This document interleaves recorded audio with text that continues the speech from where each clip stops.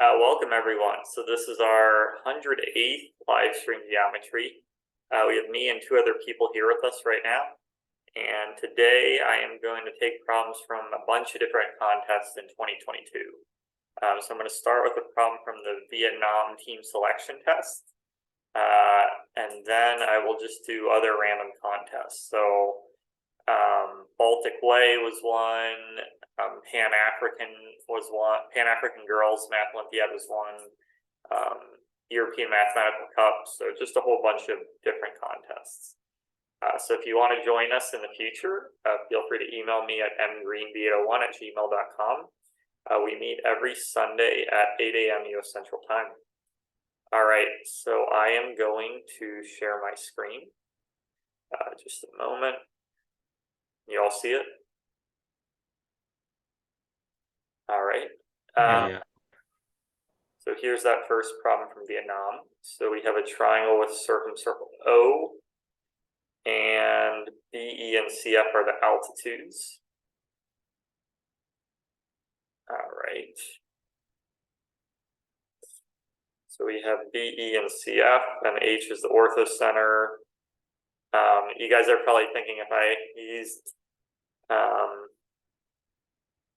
use the tools that I created in the other version, that this would be easier, but oh. So those are the altitudes. And so that's actually an older version of GeoGebra, and the newer ones, for whatever reason, it doesn't let you do tools, I don't think. And that's on the desktop, yeah, instead of online. So M is the mid, so why not draw the other altitude?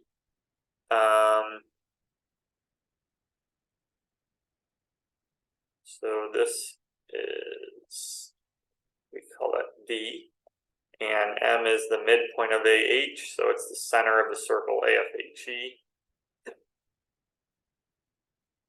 And K is on EF, such that HK is perpendicular to EF. So it's kind of like isogonal to HD, I think, right? Because triangles HEF and HBC are similar. And so basically, yeah, K and D are corresponding points in the similar triangles HEF and HBC. All right, so FK over FE is BD over DC. And I think, I don't know, maybe triangle BFK is similar to, no, that's not true.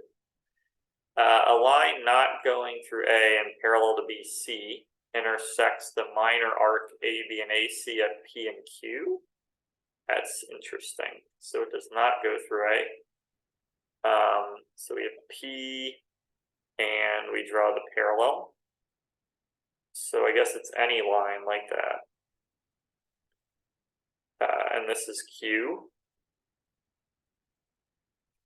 We want to show the tangent line of CQ, the circle CQE at E, and the tangent line of BFP at F. Okay, this is interesting. Whoops, didn't mean to do that. So we have BPE, or sorry, BPF and CQE. And we want to show the tangents. Okay, this is a little more complicated of a diagram than I thought initially, but it, yeah. And MK concur. All right. So maybe move around P and Q to get a better diagram. Let's see. Looks like Pascal is joining. How do I make it so I could see that intersection point a little more clear? So this, we could call that G. We want to show MK and G are collinear. Okay. So FG and EG are the two tangents.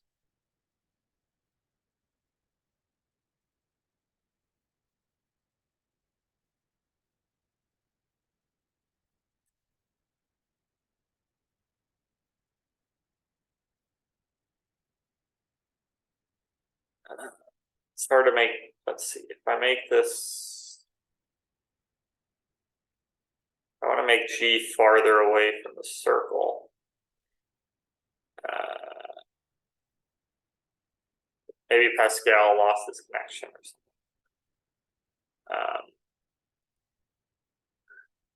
Do it like this. Yeah, I feel like a taller triangle looks better. Maybe something like that. I like that picture. And looks like he's rejoining. All right. Hey, Pascal, thanks for joining in.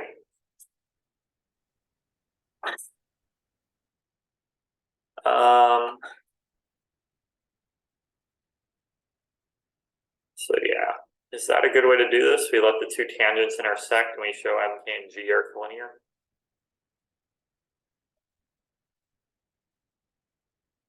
That's one way to do it.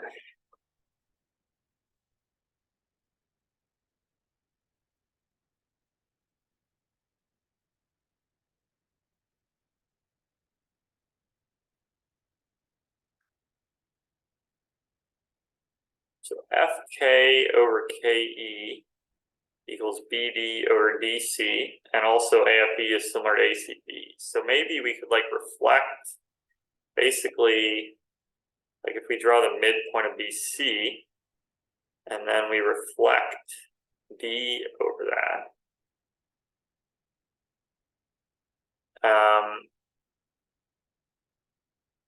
So angle FAK is angle CAD prime, basically. So yeah, AK and AD prime are orthogonal.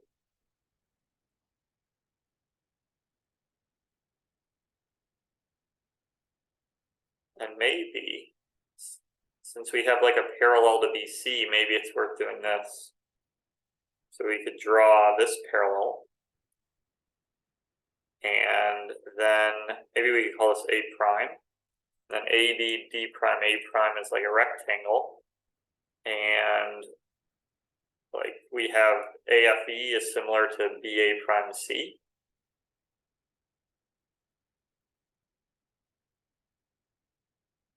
Oh, and it looks like that passes through the point of concurrency. That's interesting. Or it passes through the intersection of EG and KH. Oh, no, it doesn't.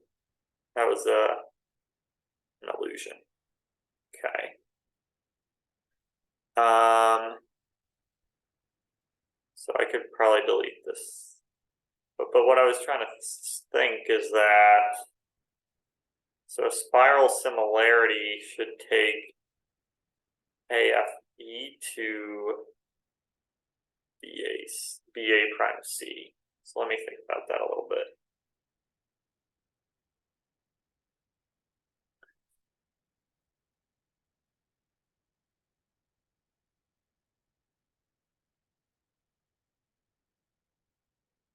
Okay, so yeah, there's a lot we can add to this figure, but basically AFHE is similar to A prime BCJ.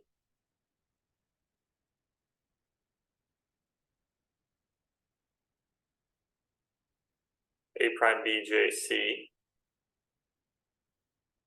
So,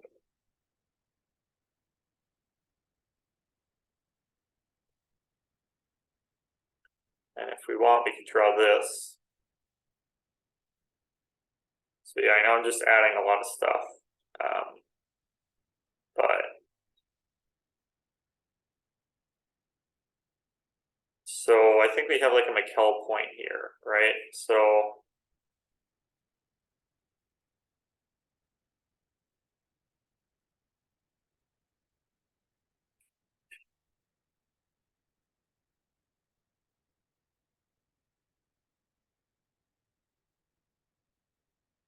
I think LBEA is cyclic. No. What was I thinking? So spiral similarity takes AFE to A prime BC. And what's the center of that spiral similarity?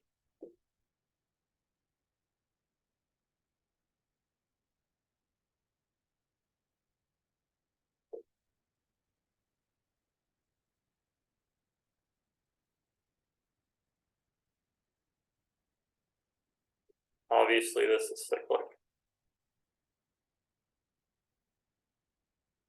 Almost looks like this intersects there, but it doesn't necessarily.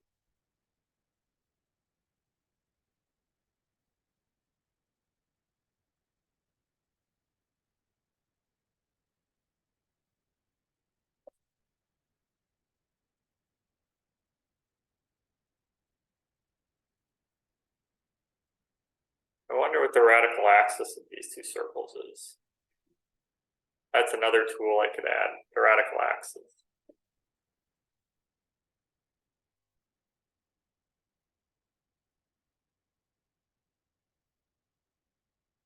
Let me draw the radical axis. So this is usually how I like to do it. You take the two external tangents and you take the midpoint of them and you connect it. So first let's hide what we don't need. But the only thing is then I got to draw these points, which are kind of annoying, but oh well. So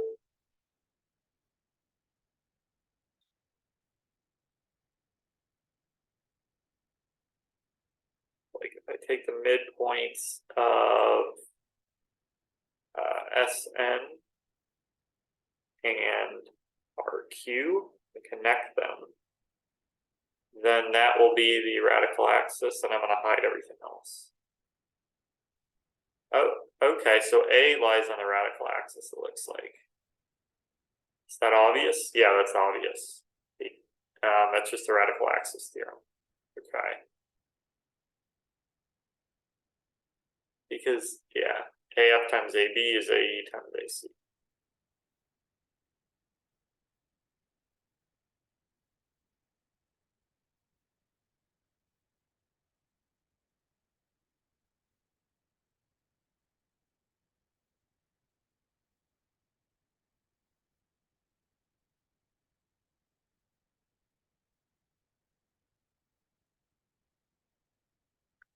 We want to show A, K, and G are collinear.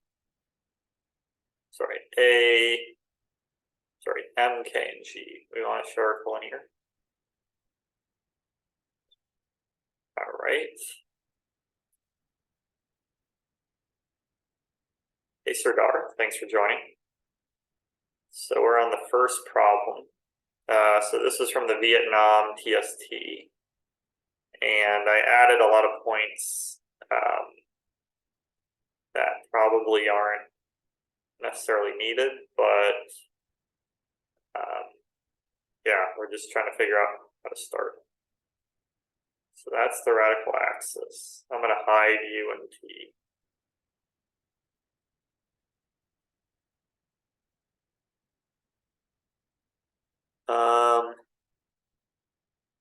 Let's see.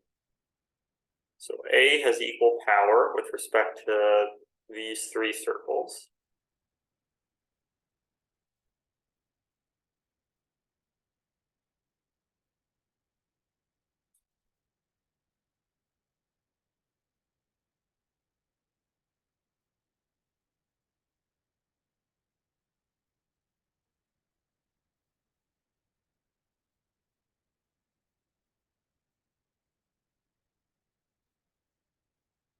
I guess one way we could think about this is we could let GM cut this EF at K prime, and then we could try to show like FK prime over K prime E is BD over DC.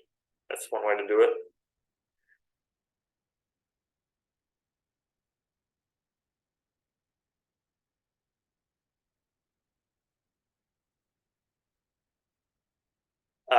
It's probably worth drawing this point. We draw this circle. So yeah, the center, there's the spiral similarity at V takes AFE to A prime DC.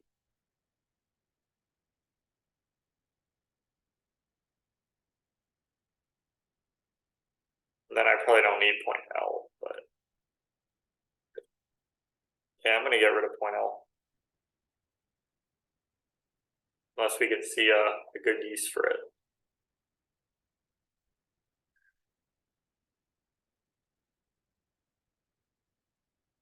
So what happens when we vary P and Q? It's kind of interesting that this can be any line parallel to BC, and it's going to stay on MK. So yeah, let's think about that.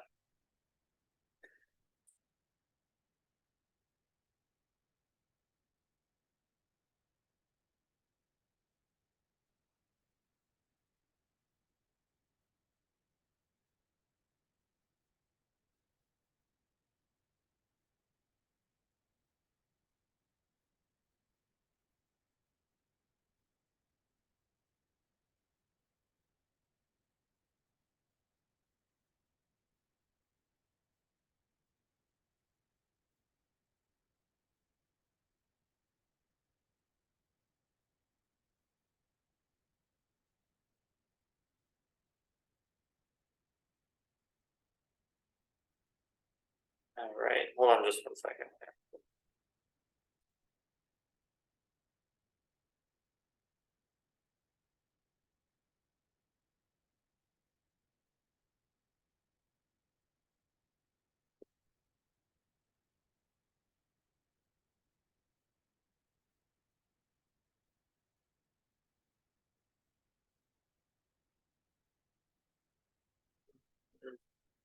Let's see.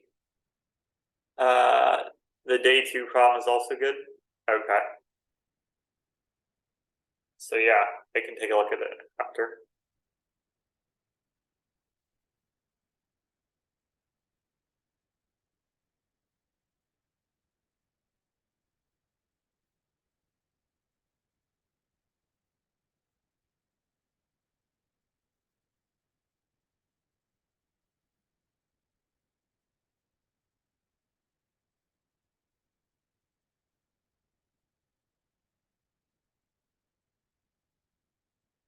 Let's see.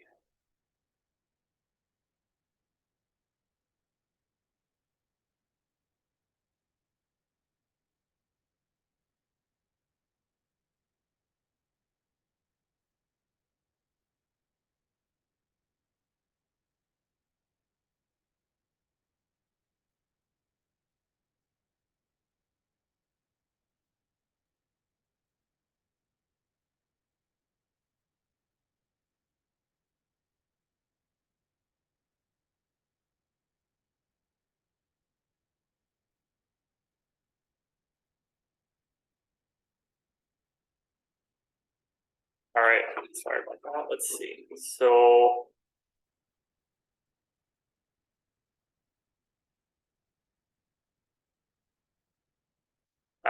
I'll be right back.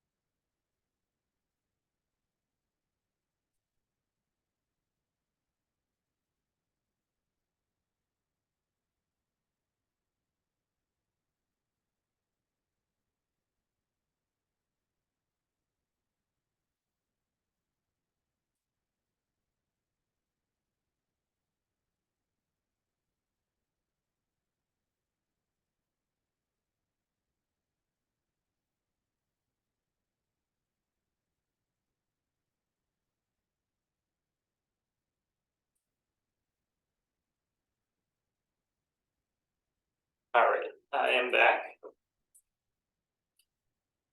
So Pascal, do you already know the solution to this, or you're trying to figure it out right now? Well, I haven't solved it. Okay. All right. I wasn't qualified to compete in the test, so I didn't solve it. I see. But you knew about the problem. Yes. Right.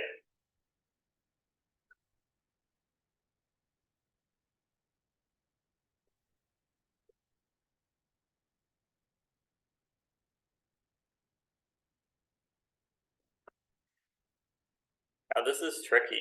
Two tangents to the circles at like random points. I don't know if we want to use like inversion or something here. What would we could try inverting about center A with radius AF times AB. So it would swap F and B. Where would P go to? And how should I draw that circle? It's the best way to do that.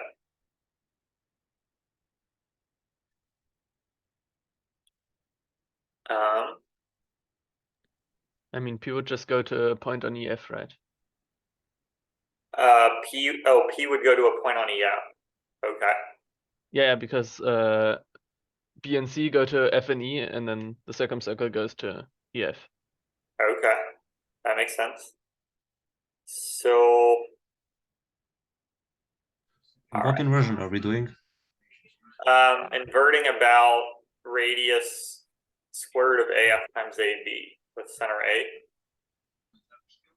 Uh-huh. And then And actually, it looks like P just goes to the second intersection of EF with the circle BPF. oh really? Like This point? yeah, because that's collinear with A and P, Oh, but I don't know why. that's really interesting. So let's see. So the circle BF, BPF. So the inversion fixes this circle. If that were true, then that would mean the inversion fixes that circle, right? Oh yeah, it just does, right? I think so. Because the power of A to it is just AB times AF, Yeah, and that means interesting. All right. So yeah, we have to prove that, but that's a really good observation. no, I think it's just true because we invert around A with power AB times AF, and that's also just the power of A to that circle. So it stays fixed. Oh, so yeah, then it's obvious that those would be collinear. Well, I guess PW and A, the inverse of P would lie on the circle. Is it obvious that it's collinear with E and F?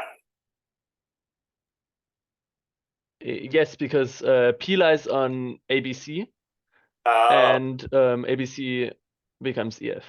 that's true. That's a good point. All right. Okay, I think now that we should kind of see in which correlation are W and Z. Since we have that condition that PQ is parallel to BC, but if we knew something equivalent,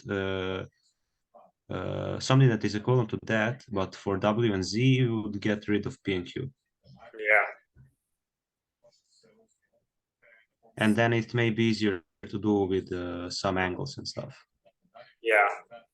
So if PQ, The condition is a little weird. It's AP prime Q prime is tangent to AEF, and then you can get like angles out of that. Oh, sorry, I named them differently. AWZ is tangent to AEF. interesting. Which is the same as saying, yeah, because those are isogonal.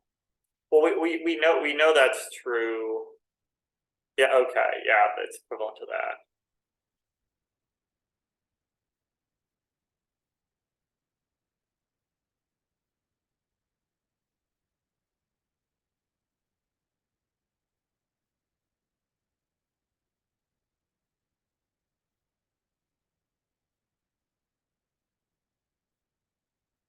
I wonder what the center of that circle is. Oh, it would lie on that altitude if that were true.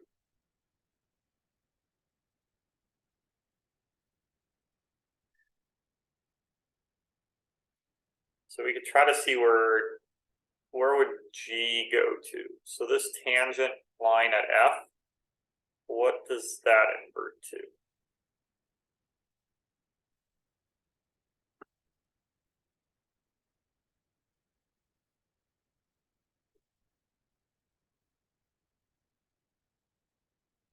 Let's see.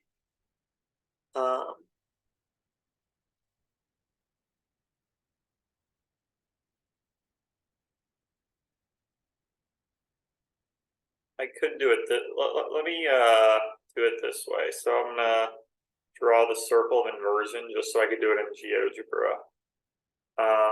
But in a certain way. Okay, so I think this point right here will, this is like the radius of inversion, I think. AB1. So if I draw that circle, I think this is the circle that we're inverting about. Let me just check it. It looks like these are concurrent, but I don't think they are. So, no. But,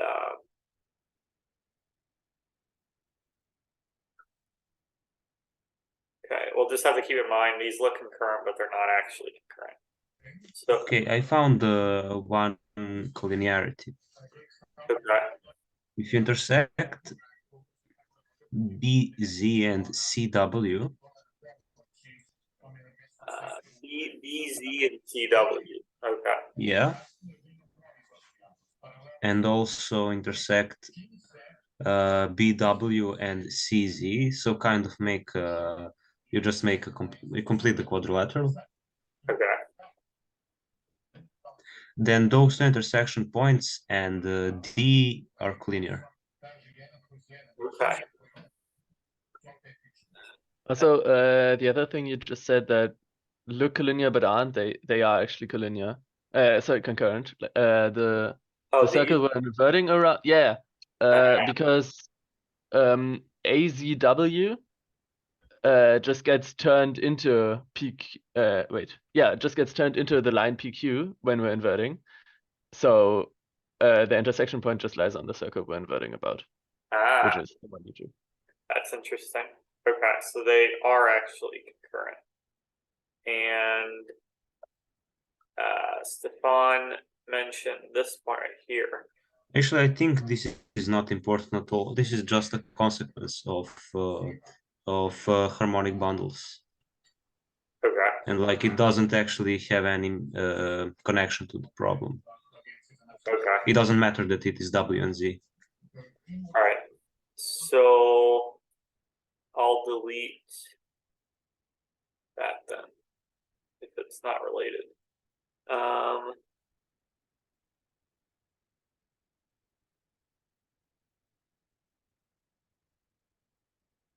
Forgot what A1 is. Oh, I think it's the midpoint, but it doesn't really matter. Okay, so then my question is, where does G go under that inversion? Where is reflect about circle? So G, we'll go to G prime, but first I really want to see where does FG go to. So let me draw the whole line FG and the whole line EG and invert those lines. So this will go to that circle. It looks like it's almost tangent to the other two. And then this line, but it's not actually tangent, I don't think. Okay. So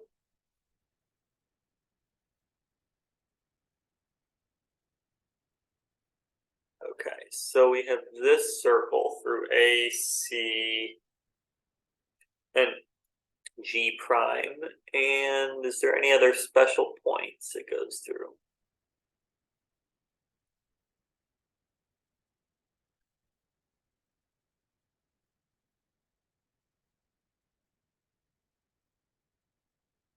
I'm gonna hide this just because it gets messy. I'm gonna hide the circle of inversion too.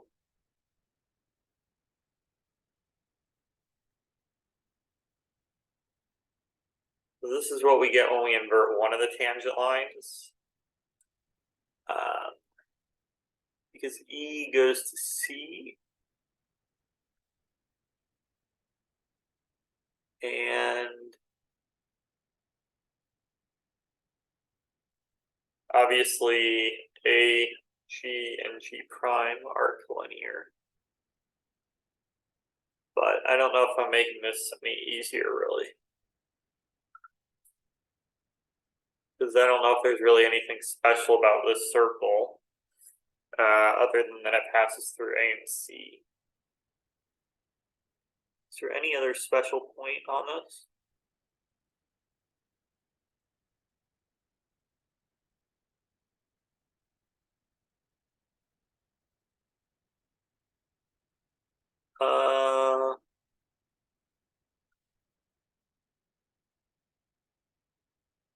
Maybe this point.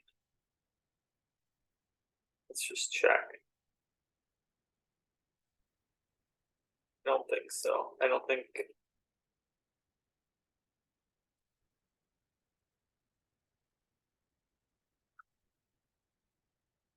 Maybe G prime W and E are collinear. Let's see if that's true. That does look true. So it looks like, let's see.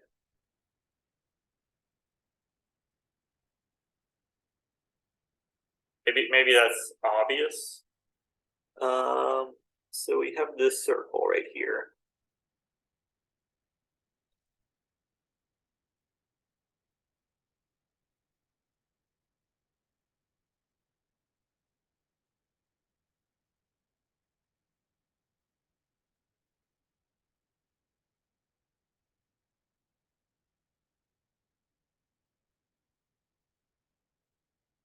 Then if that's concurrent,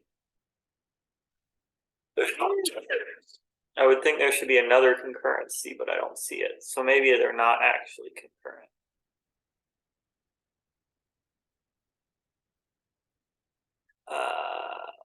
Oh, it's not W, it's G prime E1 and D1. So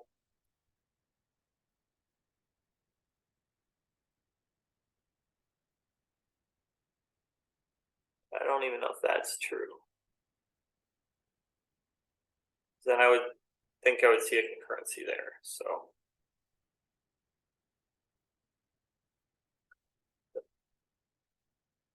oh, because this circle isn't defined symmetrically.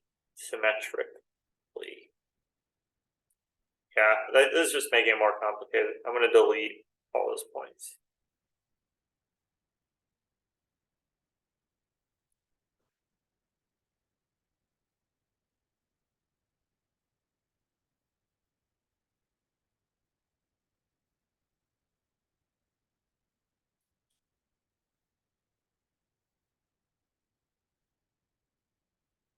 And if I can't find anything special about this circle, I'm going to hide it.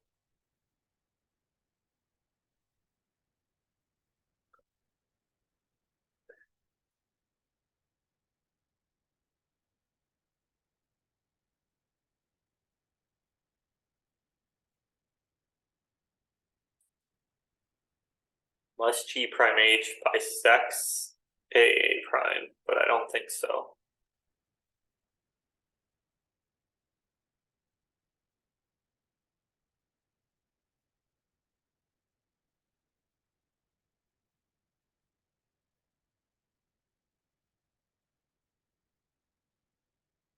Maybe it passes through the midpoint of EF. Let's see. Oh, I think it does. Okay, so that's what's special. Okay, so the inverse of G is collinear with the midpoint of EF and H.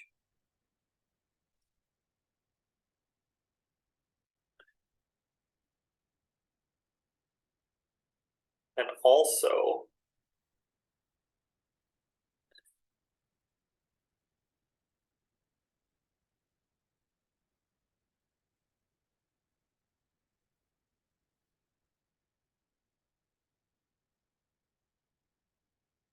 these are collinear.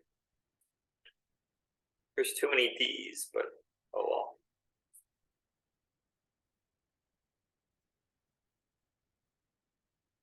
It looks like W and P are like the same point, so I'm gonna move things.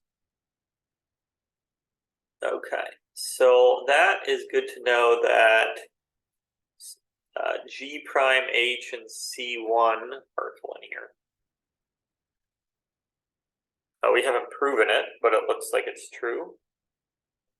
So HG prime is a symmedian of BHC.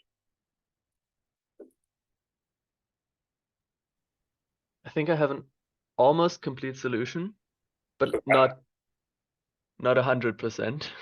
Okay. So I can show by moving points that the point G moves on a fixed line. And so we need two special cases where it's on line MK. And one of them is easy to get, and I haven't found the other one yet, but I just wanted to. Okay.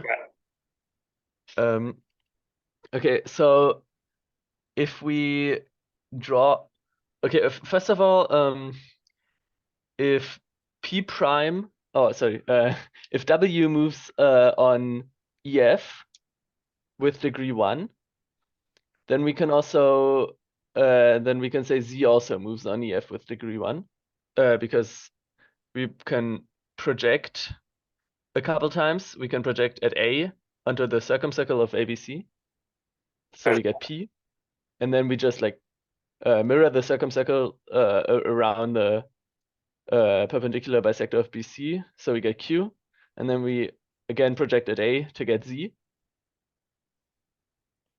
So they both move with degree 1 on that line. Okay. And now if we can project at B to get the line BW, and if we draw the parallel to BW through F, and then reflect it around the angle bisector of BFE, we get FG. So okay, so you're saying FG and this line are isogonal? Yes. Okay. With respect to like BFE or something. And that's good. That means that both the line FG and the line EG now move with degree 1.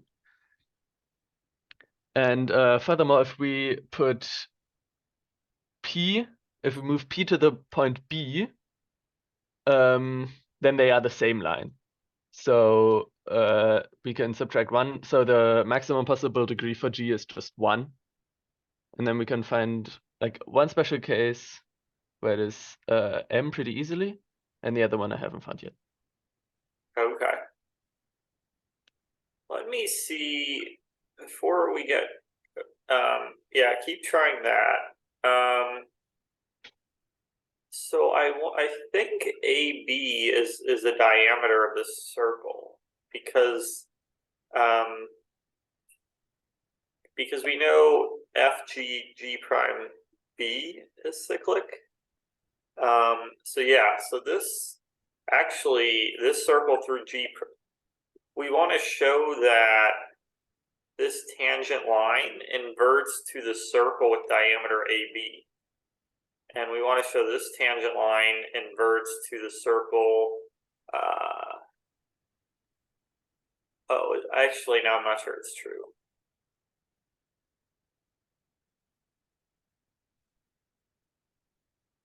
Oh, because this isn't a right angle. HFB is. I got confused. Okay. Well, then that's not true. Okay, so moving points.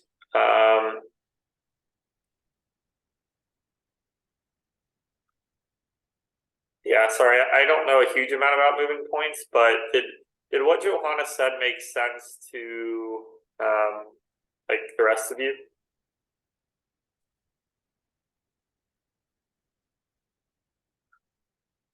I believe it. I believe him.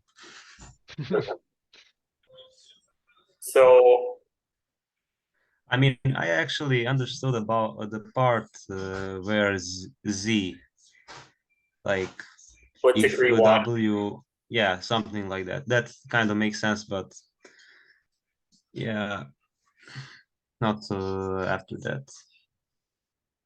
But So, okay, if what he said is true, then we just need to show in two special cases of point P that the problem is true, and that is really great.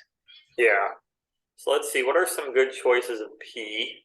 Like maybe we could do this or it's tangent to H. What was the choice you said you figured out, Johannes? The choice for P? P equals B P is equals B. really good.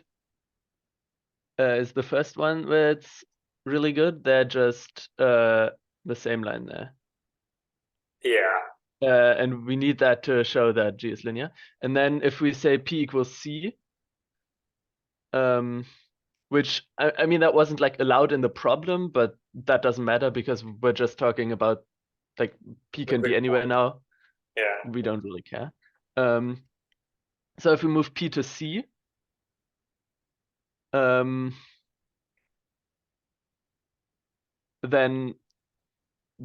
they are the tangents to E and F at to BFEC at E and F, and I'm pretty sure I mean that should just be true. So actually, now that I'm thinking, is it really so if P equals B, then the tangents are both line EF. But do we have to show that like as P approaches B, G approaches K? Like do we have to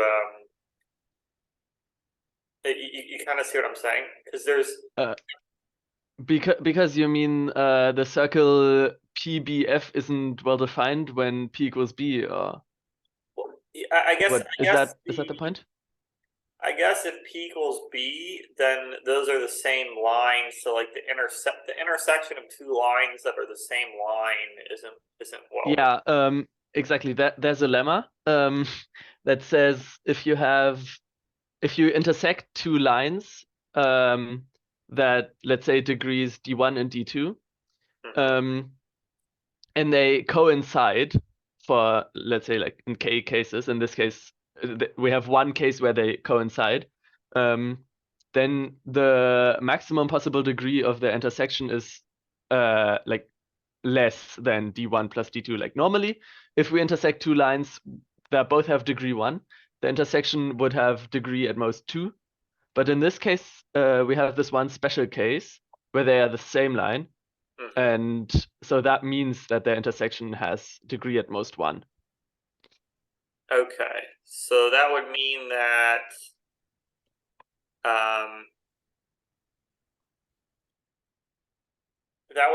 we know that like K would be the intersection, I guess the degenerate intersection of those lines. Because like, how do we know that that intersection is the altitude from H to EF? I guess is what I'm saying.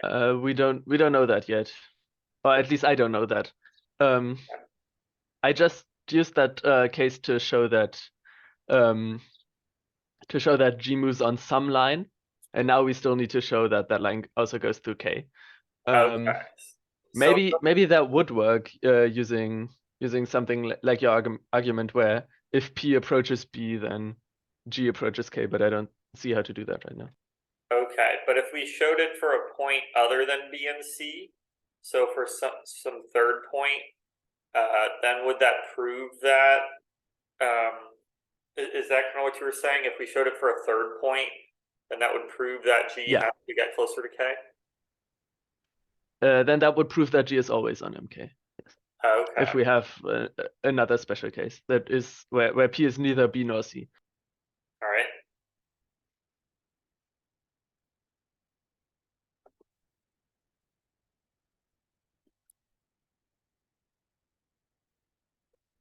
Interesting.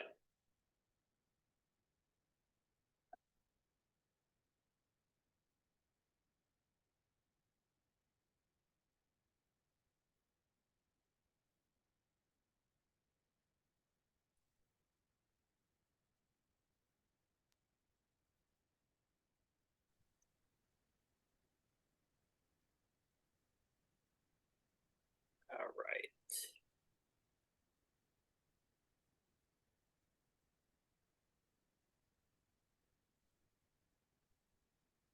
So yeah, I wonder if there's another way we could define G prime. Like it's the intersection of HC1 with something.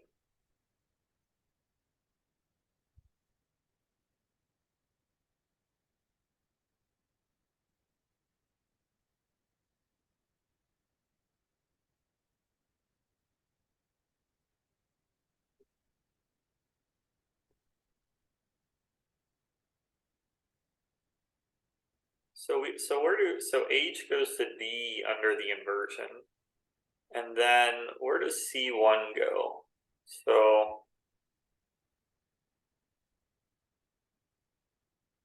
So this is what we're inverting about. And C1 goes to E1. I'm not sure. I don't think E1 is like the midpoint of the arc. Johannes, Yeah. can we like extend this problem by allowing P and Q to not be on the arcs A, B, and AC? Yeah. So basically, we prove the problem, for example, when P is on arc BC, and then using moving points to prove everything. Yeah, if we have it for P on arc, on any arc, we're done. Yeah.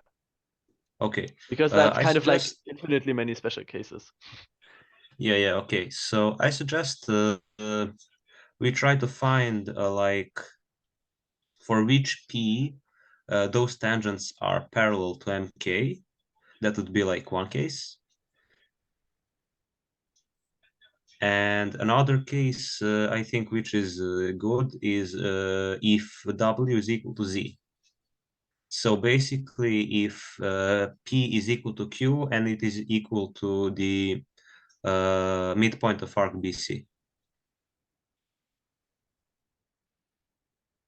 P is equal to Q, and P Yeah. equals Q equals the midpoint of arc BC. So like this. I meant the minor arc, but yeah, I think we can try both arcs. Interesting. In that case, we would have that also W is equal to Z. So I think this kind of looks okay. Maybe to prove. So then W equals Z. Yeah. And for the other midpoint, could you just move P to the other midpoint of arc? The major arc BC. Yeah. To see if those two tangents are now parallel. Yeah, they are. Okay, then those two are our candidates for P and Q. Interesting. All right. It's like Chuan is joining.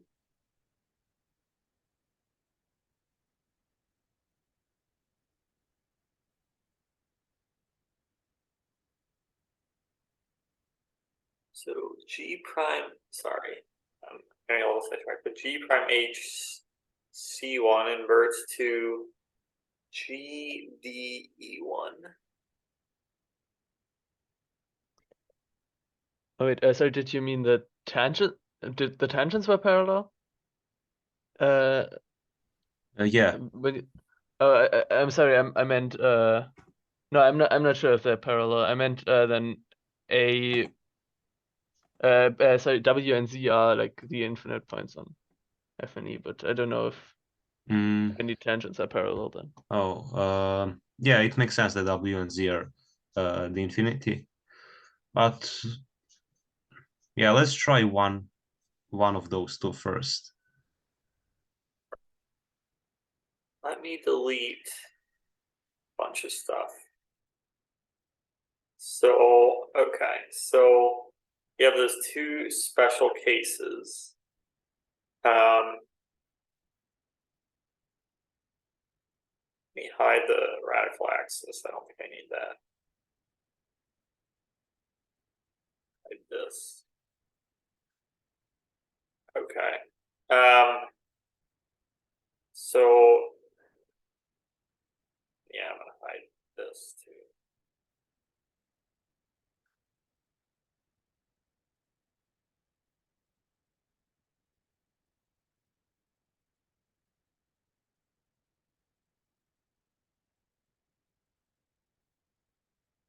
Okay, so we use moving points, and P could be the midpoint of arc BC.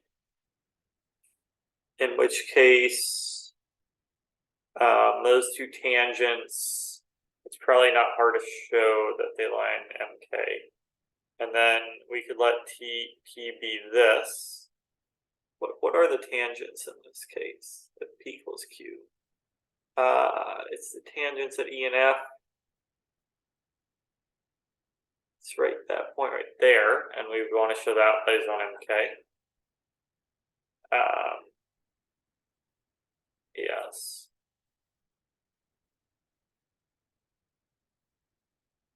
I don't know. So yeah, you want to try to show it in this special case, and then, because in both cases we have like a spiral similarity, right? Like QFB is similar to QEC, I believe. Actually, I'm not sure about that. Is that true? No, that's not true. Okay. If we took P equals V, no, in that case also it won't be true. All right.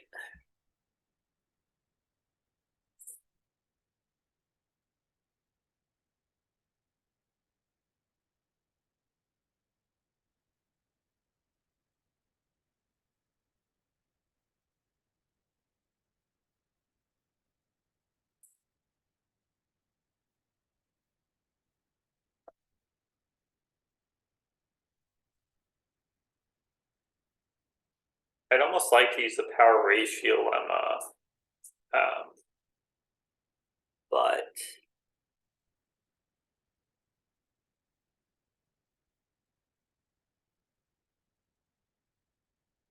let me try something.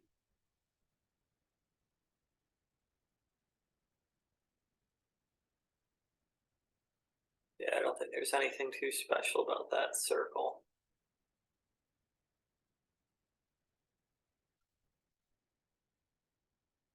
Let me just make sure.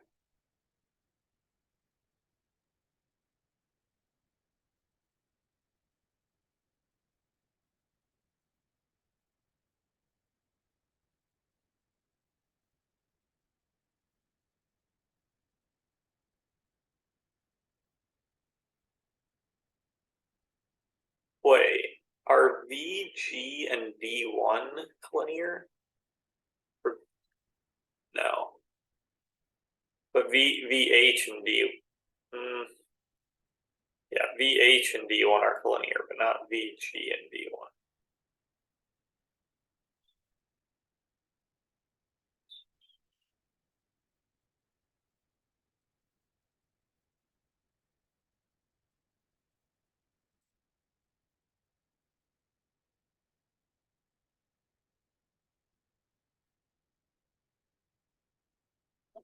And then A, C1, V1 are collinear.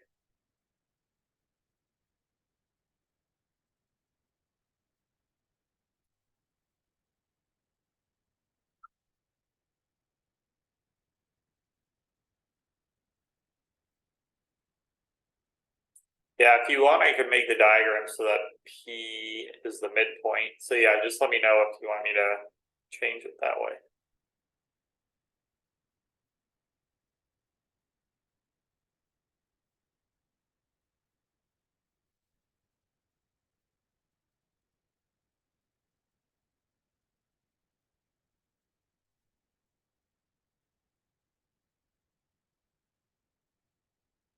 Yeah, I feel like if I could.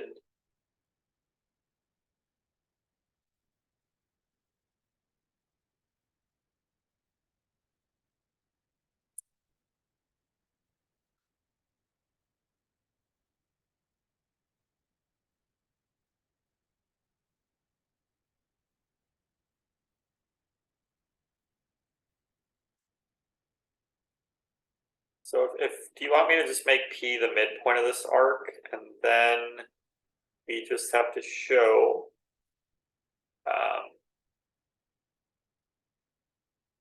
that those two tangents of FBQ and ECQ are collinear with M and K. Basically, you're saying this special case will solve the problem, right? Yeah. Okay. And I feel like I've done. Wait, we already know one case. Which case? Yes. Which one then? Oh, when P is equal to C, then we just get two tangents to BFEC at F and E, and they intersect at M. But then don't you just take P equals B or something? P equals B is also one of the special cases we use, but we needed 3 at the start. Oh, yeah. So we need to prove for 3 cases. Well, we used one special case to show that G moves on a line, which was P equals B, and now we need 2 more special cases to prove that that line is actually MK. Okay.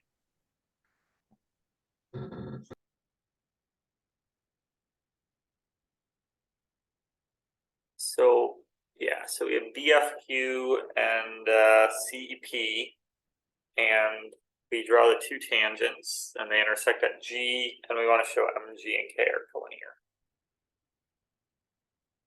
Which is, it looks a little bit like the power ratio limit. So these two circles, it looks like they intersect on the angle bisector. I don't know if that's an easy angle chase or something. It looks like it should be an angle chase because we just need to show that angle FCQ is 180 minus FBQ. So yeah, I think it's an angle chase. Actually, I think it's just a radical axis theorem, really. Yeah, we don't even need an angle chase. So AZ and Q would be collinear by the radical axis theorem. And then can we use the power ratio lemma? Because we're saying, so GF over GE, that's the ratio of the powers of G with respect to both circles. And it should be the same for anything that lies on this circle. Oh, it looks like V lies on that circle. So I think at least it's possible that my diagram's not exact.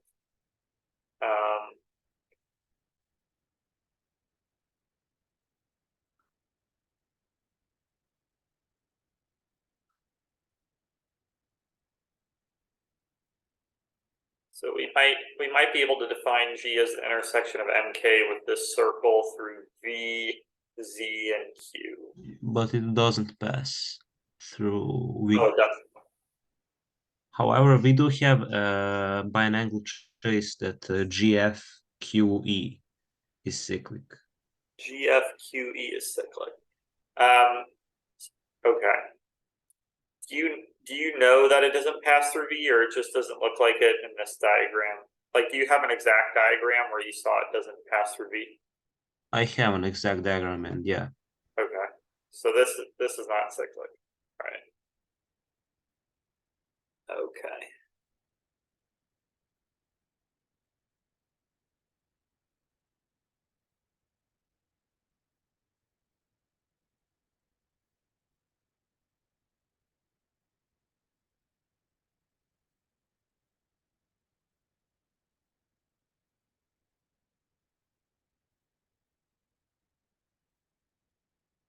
So this is cyclic.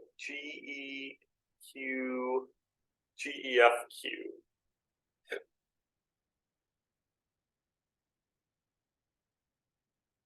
And we know we can probably calculate the angle. So angle GEF is angle ZQF.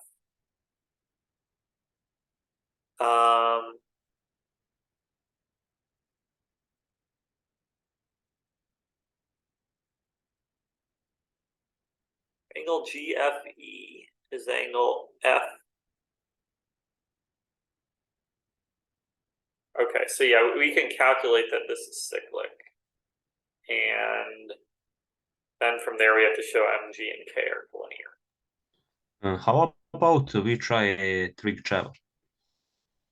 Trig Ceva? So maybe, maybe we can just bash it with Trig Ceva in triangle MFE. Okay, because is it true? Oh wait, yeah, I don't know if ME. Oh, ME and MF, are they tangent? I don't think so. But anyways, keep on going. But they are equal. They are equal. Yeah. Okay. And yeah, they are tangent to BFEC. Okay.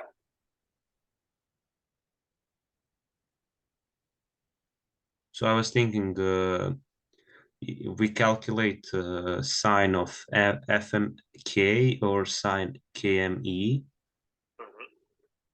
And also we can kind of get angles EFG and FEG. So EFG is equal to ZBF. So if you could kind of get that sign of ZBF, it would be good. And ZBF is ZQF. Yeah. Which is AQF. And AQF, is there a circle for those points? No.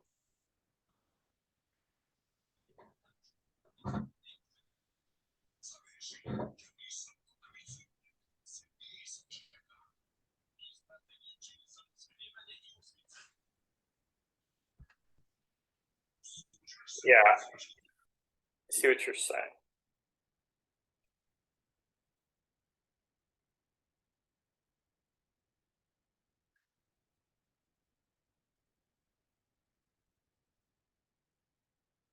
Angle MFE is just 90 minus A. So, but we'd have to find FMG and EMG, right?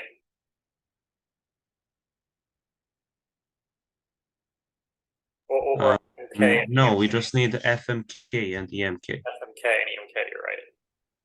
Okay. And FMK is the same if we draw the center of circle ABC. It's the same as B. Let me call this O. It's the same as BOD. So yeah, it would like be BOD and COD. And yeah, we can calculate the ratio of the sines of those. Shouldn't be that hard.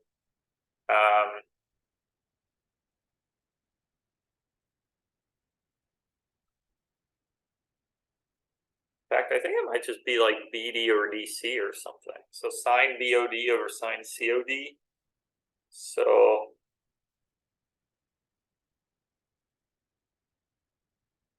yeah, I think sine BOD over sine COD is just BD over CD, right? Because the ratio of the areas of those triangles is BD over CD. And then one is 1/2 BOOD and times the sine, and the other is 1/2 CO times OD times the sine. So yeah.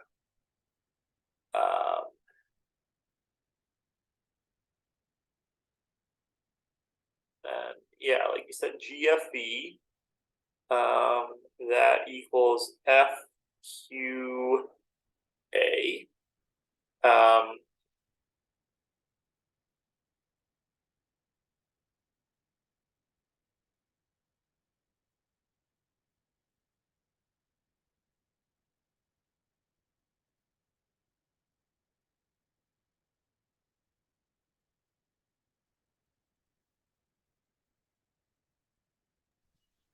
Is angle MFE equal to 90 minus A Yes. half?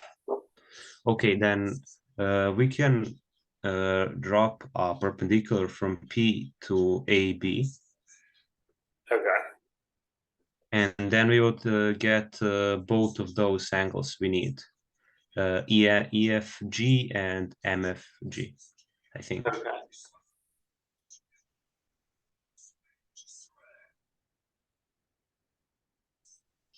So here we have that F1AP, it is equal to A over 2. Mhm. So F1PA is 90 minus A over 2, and that is MFE. So this angle F1PA equals MFE. Yeah. MFE, yeah. Yes. And we have that GFE is AQF. Yes. Okay. So it would be like sine F1. Okay. So yeah, then we have that MFG is equal to F1 PF, right? Yeah. And then we have we can use we can then calculate the ratio of those two signs. It would be like would it be like AF over FF1? You would need to add in something like AP over PF1. Okay. So AF or FF1 times AP or PF1, something like that, or some ratio is flipped. Okay. So And yeah. basically, since we have this this midpoint of arc, when you drop the perpendicular from P to AC, you would get the same The distances. same. So I think, yeah, that AQ would cancel. Okay. So yeah, AP would cancel, and we would just have AF over FF1 or something like that. And AF over And FF1 is AH over HJ, so we might be able to use that too. what is J? This. Oh, never mind. It doesn't lie on that necessarily. Okay. You're right.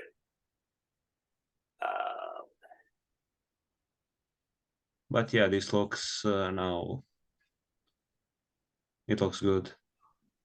Yeah. So I think we'd want to show like FF1 over EG1 is like BD over DC or something like that. And maybe those triangles. Hmm.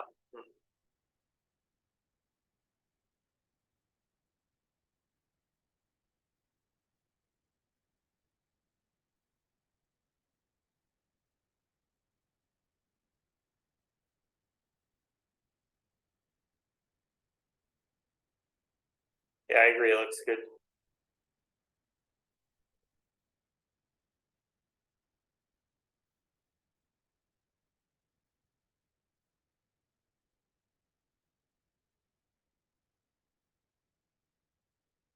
Okay. So let me write this all out. This the algebra is a little tricky.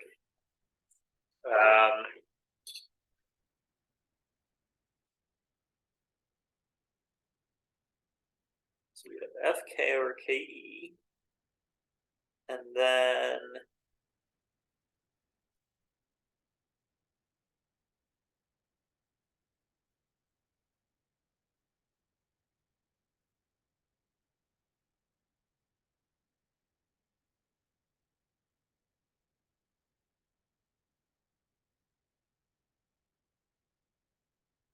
so AF1 equals AG1.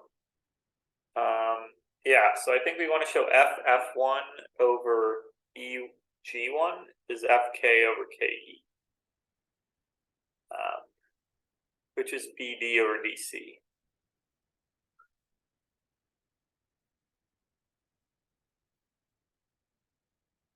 So yeah, how do we calculate F1 and EG1?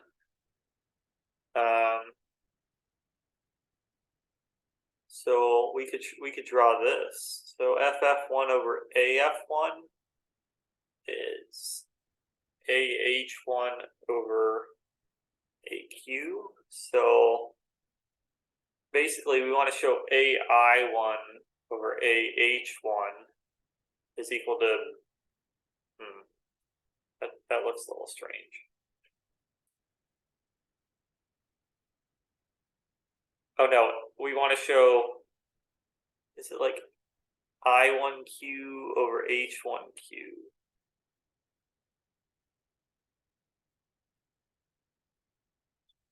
Something, yeah, somewhere I messed up.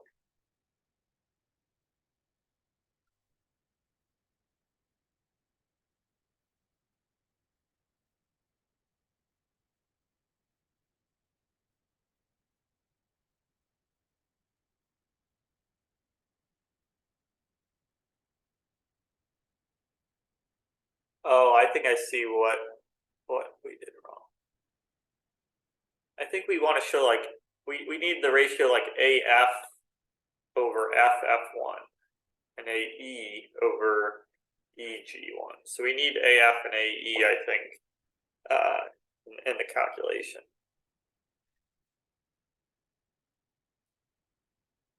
You can use that AF over AE is AC over AB. Yeah, so we could use that. Then to get FF1 and EG1, I think that might be like H1Q over I1Q.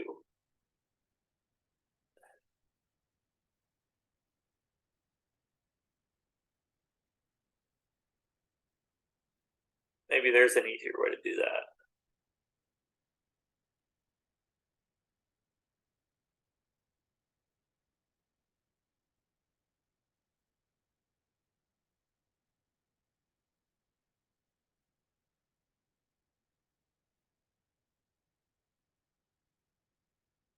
It looks bashable. It's just a matter of the best way to do that bash.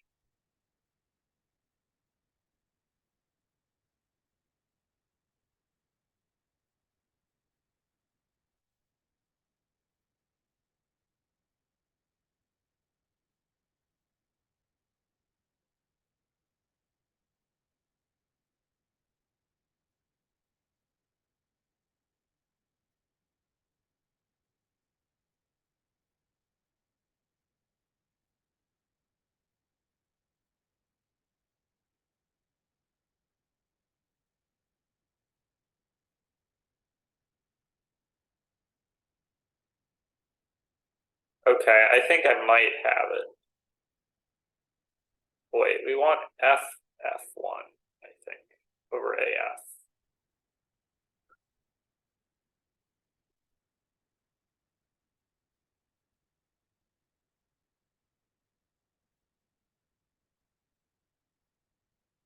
I wish it were like AF1 over AF or something like that. But it's not.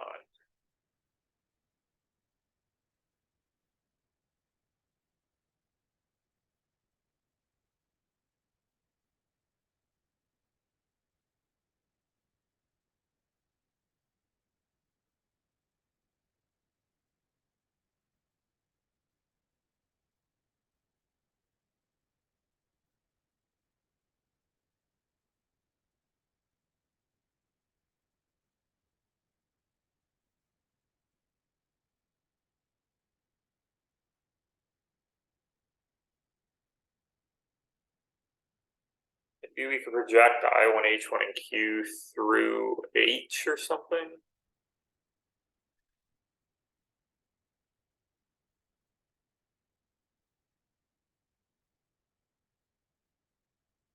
Yeah, what if we project A, I1, H1, Q onto the circle through H?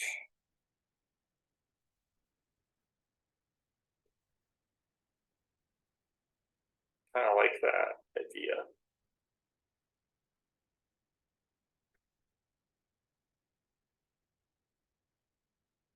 we have A, K1, CQ.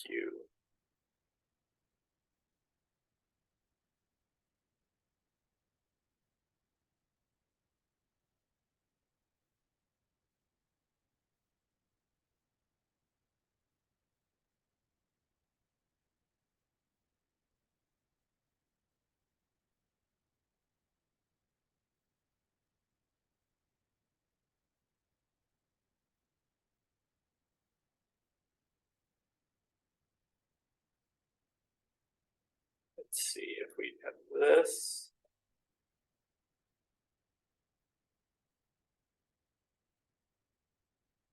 And what was I thinking?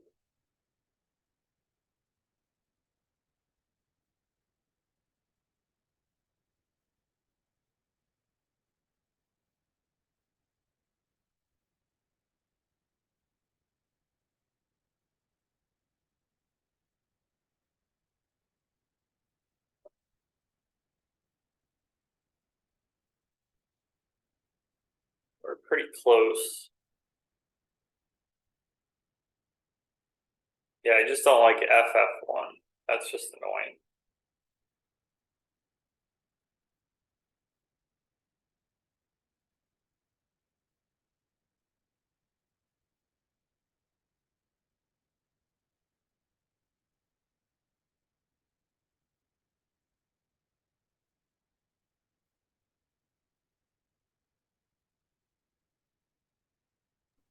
Oh, I made a mistake actually. Oh yeah, MFE is not 90 minus A over 2, but 90 minus A.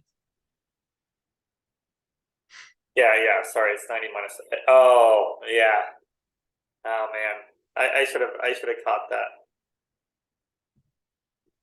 So F1 and G1, they don't work. Everybody makes mistakes, but I should have caught that. Yeah. All right. So yeah, that won't work. But this is 90 minus A.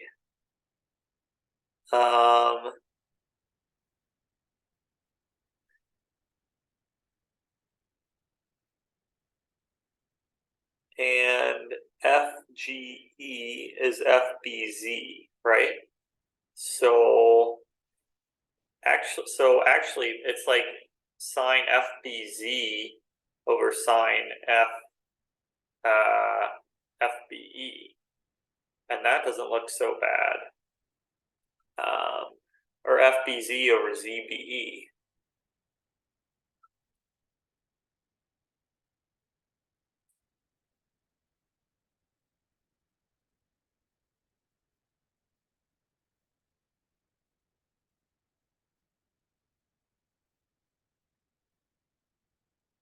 So that's like FB over BE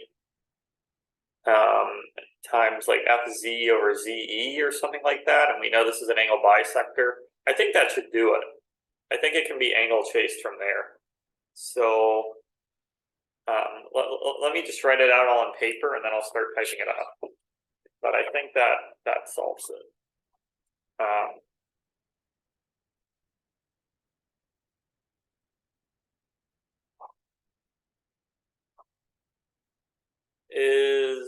Let's see.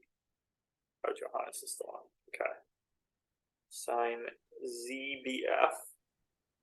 That is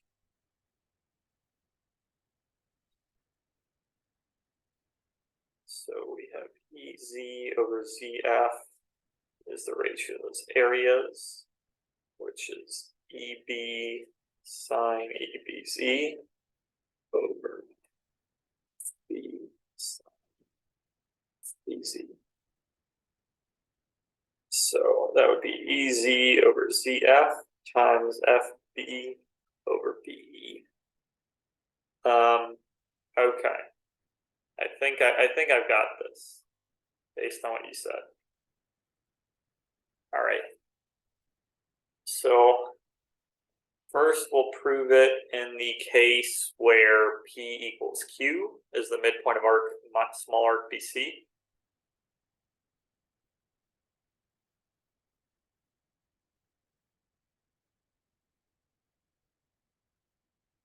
So first, we'll show it in the case where P equals Q is the midpoint of minor arc BC.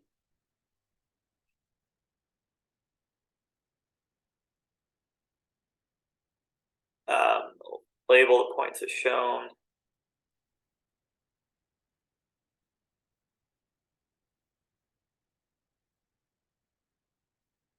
And then, oops. So angle MFE is 90 minus A, which is angle FBE.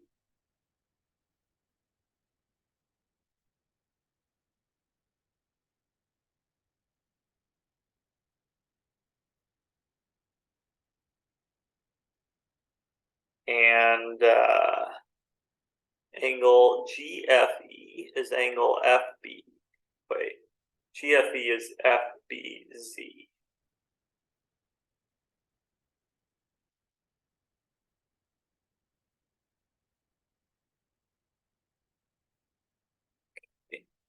And so now we can do the sine. So sine of MFG over sine of GFE.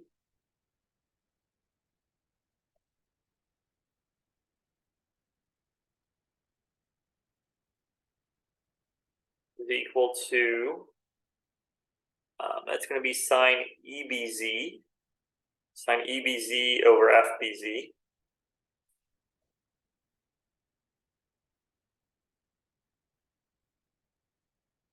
And that, by using areas, is equal to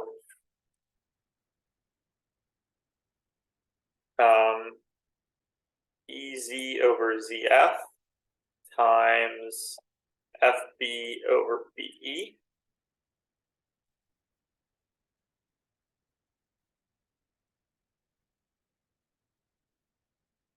Oh wow, we just complicated adding in FPZ. Or we complicated adding an angle FBZ. No, FPZ. FBZ was already good enough. Oh yeah, FBZ is already good enough. So, and then similarly, we get sine of MEG over sine of.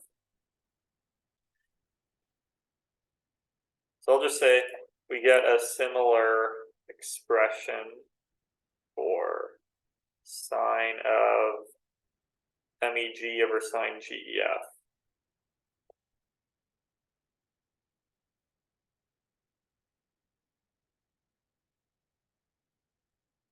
Okay. And then sine FMK over sine EMK.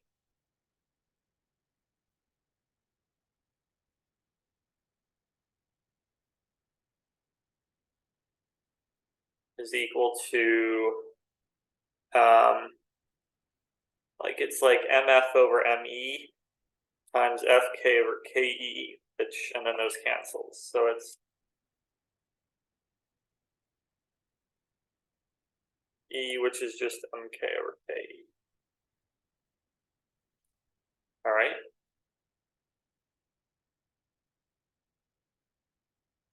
Oh, or FK over KE.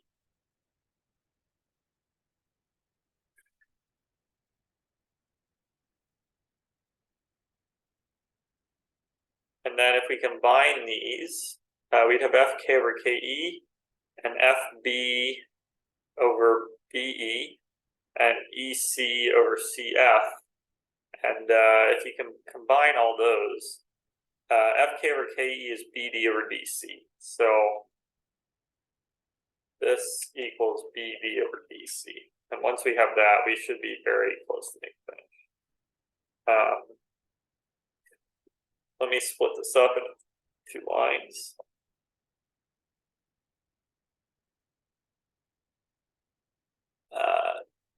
So EZ over ZF is AE over AF. So I'll write that. Times. You can also calculate F AE over AF. So AB over AC. Well, yeah, so that's AB over AC.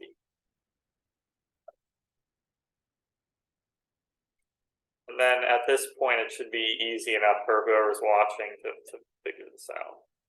Okay, so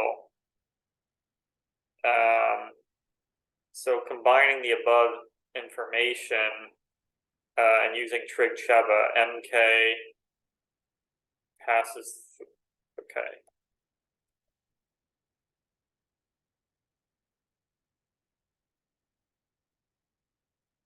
Ceva on triangle MFE. We have MK passes through G.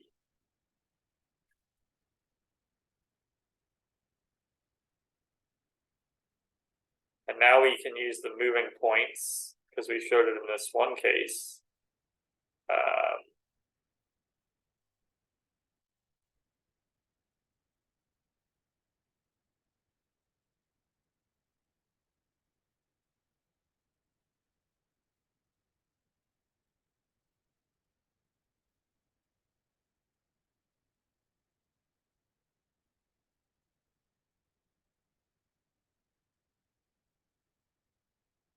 So first I'll just say the problem can also be shown to be true in the degenerate cases when P equals B and P equals C.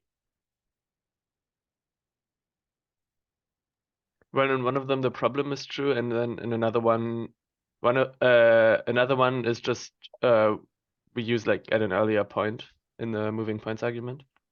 Okay. Because in one of the points it's actually they actually concur at M, and then in the other case the intersection isn't well defined, but that's also good for us.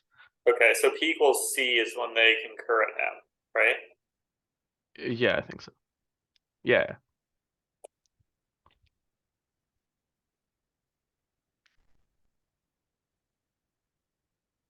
Even then, it's not, if the tangents concur at M, then it's not like exactly true that M, and K are collinear, right? But yeah, so the argument goes as follows. We first show that the point G is on a fixed line. And then now we have 2 special cases where in one case it's M, and in another case it's this point that we showed is also on MK. So the fixed line must be MK. okay, so this combined with the method of moving points shows that G lies on a fixed line. Once we showed it for this point. We already have that G lies on a fixed line, and then with these 2 special cases we showed that that fixed line is MK. Yes, so this first case shows it lies on a fixed line, and then B equals C. P equals C shows that it lies on a line through M. Is that right? Yeah. And the first case shows that it well, that it also goes to K, but not directly.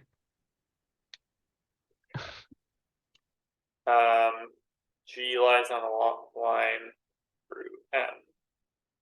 And then the last case, when P, I'll just say by considering the problem when P equals B, we then find that the line has to be MK.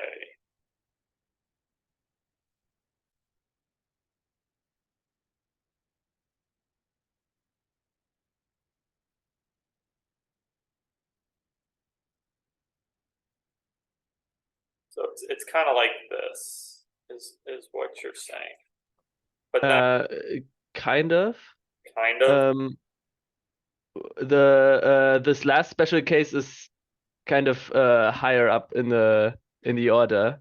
Like we use the case P equals B to show that G lies on a fixed line, and then we use the first case where P equals Q and then the second case where P equals C to show that that line is MK.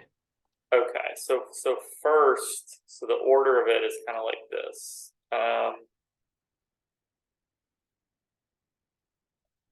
You just do it like this.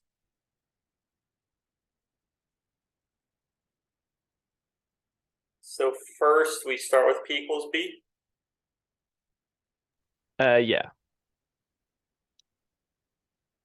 Because that lets us say that G has degree at most 1. Okay. G has degree at most 1.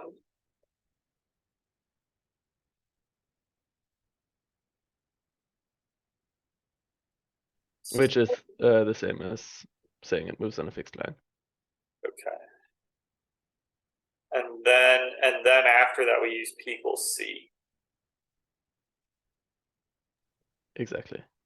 So then G lies on a line through M. And then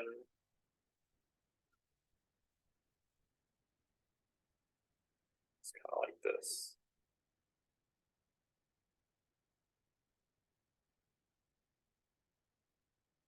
Okay. All right, I'll read a little bit more about this after the section, but